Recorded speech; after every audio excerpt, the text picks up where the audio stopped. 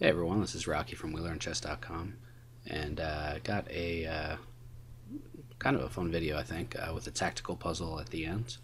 So I just played this game on PlayChess.com, just messing around while I was waiting for a client to get back to me. So killing some time with chess. He played this gambit here. I forget what it's, Blackburn or something gambit. I forget. Um, I think the computer wants to take this pawn, but I'm going by John Bartholomew's advice now on the. If you haven't seen his chess channel on YouTube, it's excellent. A lot of great commentary, really clear explanations, and great player. So yeah, he recommends on a gambit taking the first pawn and not taking the second pawn. I mean, it's not really a gambit, I guess, because he's going to get that pawn back. So I don't think this knight c3 is necessarily the most aggressive way to try to deal with this, but I just wanted a more simple life here, and I don't want to let him get the initiative because we played two games and he played a really totally insane game the first game and was playing like 15 pawn moves, and eventually I was able to really punish it, which was cool, but I didn't want to let him try to push me around. So he comes out, and I think these bishop moves are not always as effective until the person castles. So if he had just waited first a couple moves and like maybe I play bishop d3 and then I castle, then the move's a little more effective because I might have to choose to bring my bishop back and waste a move to defend against it. And the knight's already on c3, so it's kind of hard to like bring it back to like a good square to defend the knight. But he's just got to wait a little bit. So, but here I can just, a lot of times you can play both pawns up and chase this bishop. And I kind of knew he was going to sacrifice here. I even pre-moved the capture. But this doesn't really work here because I can just defend myself really easily. And I'll be able to get my queen up to d3 to defend laterally and get out of the pin. So it's not like, for example, if this was the knight that was under attack and he was able to get his bishop here and his queen here and I didn't have this bishop in range. That happens sometimes, or sometimes it happens with the black colors with a similar idea where you can get a lot of pressure against it, but it's really not such a, like, I don't think it really does anything here at all. He can't even get another piece here to support this, so he just gave me a piece for free, but he really wanted to sacrifice, so okay, he got to do what he wanted. I guess I could have taken this, but I just I figured I was castling queenside, so I got my queen out. And if he takes, he just kind of helps me develop. So he finally starts to develop a little more, and I just bring my rook over. And actually that was a mistake, I think, because it encouraged him to push this pawn. And I gotta watch out, because it's like the only compensation that he has for this lost piece probably is just that he's got a passed pawn with his rook already behind it, and he could just try to shove it down the board.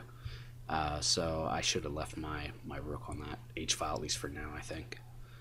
And anyway, okay, the game continued here, and I wasn't quite sure about this move. I guess, maybe he was thinking about just playing his knight here to try to attack f7, or f7, I almost said c2. I mean, he was just thinking about attacking, but in both the games we played, he didn't really think about his defense at all. So yeah, the computer approves of this. I just took this pawn, and I guess he wants to come over and try to attack the rook. But it gets pretty crazy pretty fast.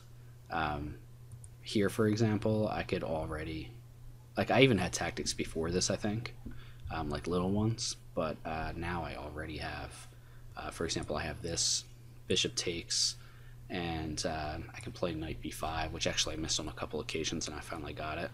But then after he goes back, for example, to e7 to put some pressure here on this knight, I can actually just take this pawn, and he can't take this pawn due to this check. It's losing the queen. So, and he can't take with this pawn because he loses the queen that way. So he just has to leave that there. So I guess the computer suggests just like rook c8 to try to take away this square from the check. But still, it doesn't matter. You can just calmly play rook e1, and now you're lining up on the queen, so the queen's got to be really careful about, really still can't take this knight. I think the computer suggested something like knight b4 here, which I don't even really know. I mean, I guess he does open up some pressure on the c pawn, so but I don't even, white doesn't even have to waste a move playing b1 because he's just got so many tactics in the air. I mean, he can play the knight check. He's got this intermediate check here, which is just killer, because now all kinds of material is getting lost. We've got discoveries on the queen here. Pretty much anything. I mean, rook takes bishop, maybe even rook takes pawn, who knows. There's a lot of open files. This piece eventually is going to be hanging. The queen's probably going to be lost. It's just take your pick of which way you want to win, basically, in this situation. So so that would have been cool to see that. I did look at bishop takes, but I didn't really calculate it far enough. And I'm really trying to work on my tactics this year. I've been doing a lot more tactics training, at least the past week, and I still have a pretty terrible score. So you know, I'm trying to get better, and it has been helping. I have to say, I'm trying to look for tactics more in the games. But okay, instead of playing a more forcing continuation, I played kind of I would say kind of a weak move. Just trying to get rid of this bishop, but I had something in mind here. I kind of figured he would go here, so I had this cool sacrifice, and this isn't the best move according to the computer, but it's still totally winning. I mean, there's like 4 moves here that are totally winning. You could even sack the exchange. You can do all kinds of stuff. But this is pretty cool because the idea is that after he takes, he's going to open up a diagonal against his king, so I'm going to get checks in with the bishops, and I'm getting them out of danger.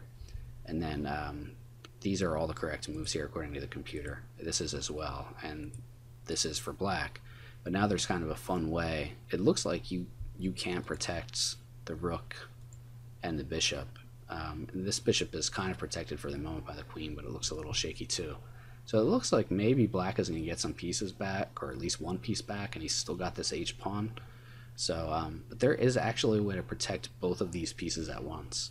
And if you want to stop your video here, put it on pause and see what the tactical defense is to defend these 2 pieces at the same time.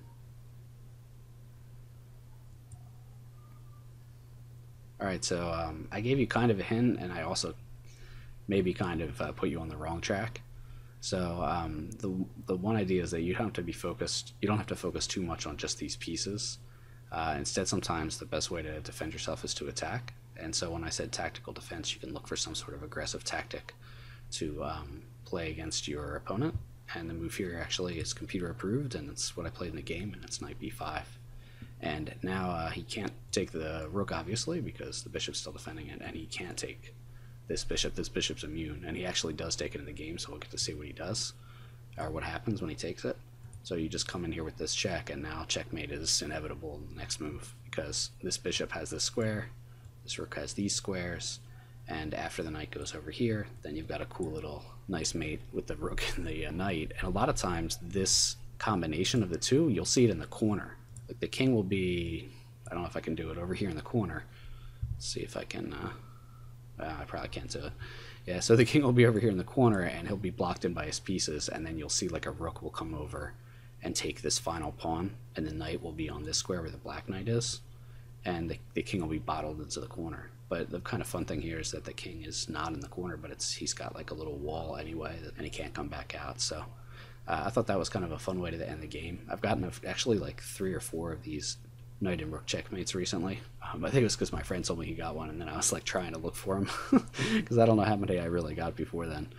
But yeah, it was fun. So definitely look out for tactical defenses in your game, and you might be able to attack rather than defend, which is a lot more fun anyway, right?